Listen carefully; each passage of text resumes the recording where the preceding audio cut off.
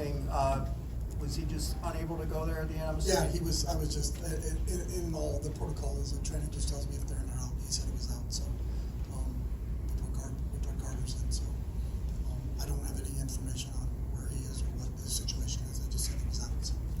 Ethan made some nice plays. Did you change your play calling at all with him in the game? No, I mean we were in our 2-minute offense, obviously, and just worked off the 2-minute menu, which Ethan knows the same as Dorian does. So we didn't change anything. We had a real huge play on the 4th down conversion. Proud of that. Didn't get a good look on the last play, so I couldn't make a comment on that. You guys had some mental mistakes. You had 2 offsides which erased interceptions. What can you say about those? Yeah, you got to clean those up. Those are self-inflicted wounds. Any administrative penalty that occurs before the snap, whether it be a legal procedure, lining up offsides, delay a game, there's about 7 of them. They actually usually comprise during the course of a season 70% of your penalties. And you got to clean that stuff up. We had 2 interceptions that we negated ourselves because we weren't lined up the right way. So you'll make the corrections. We'll get back with these guys on Monday about that.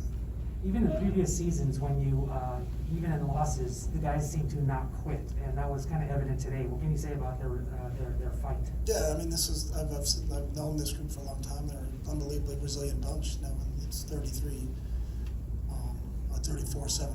Think the game's over, but our players don't. They're going to fight to the end. And, we just came up one play short. Felt like if we got the ball down there, have all the confidence in the world. And Nick, if we got into a field goal situation, we're really close to that. We're obviously thinking about getting a score, but we were going to move the ball down the field. And both Dorian and Ethan did a really good job on it. I thought Dulcich came up big in clutch situations. Kyle made some big plays. Cam Brown made some big catches. Coda did. I think a lot of kids contributed to that. Zach made a huge conversion on a pass out of the backfield. So there's a bunch of guys that competed. Jay coming up with an interception late there. That was a huge play for us. Jordan had a big pick for us. There in the 4th quarter. That was a game in itself during the 4th quarter. We just came up a little bit short.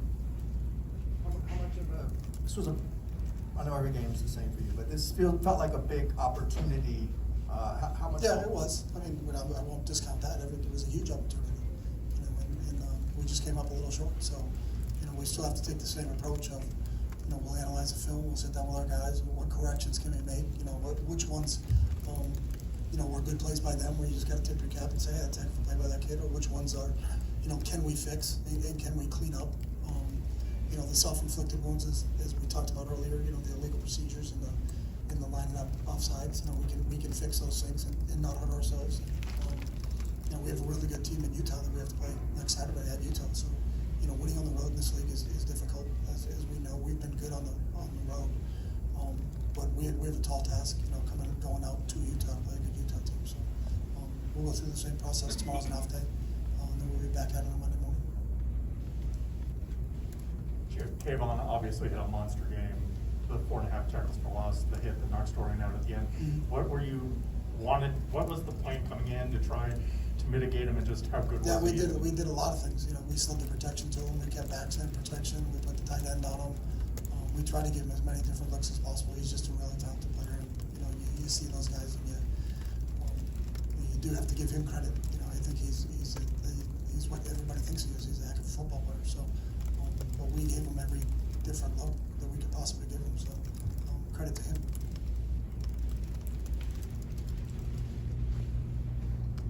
So I know you said you didn't really get a good look at that last play, but just overall, when you think that you have a chance to maybe get a field goal or a touchdown, and then there's such a big swing in emotion towards the end of a game, what's the mood like going back to the locker room and in the locker room after that?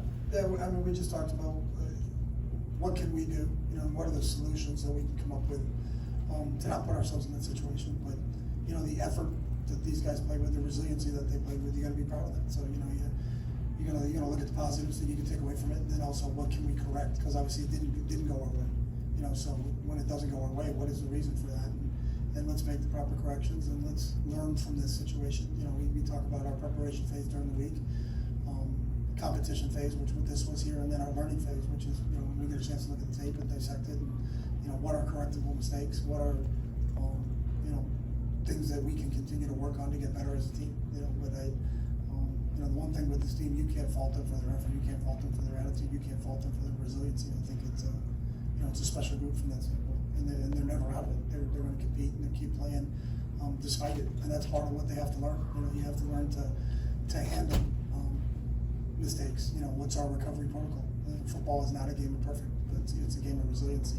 If they continue to be resilient like they are, then most of the time you end up on the right side of that thing. So.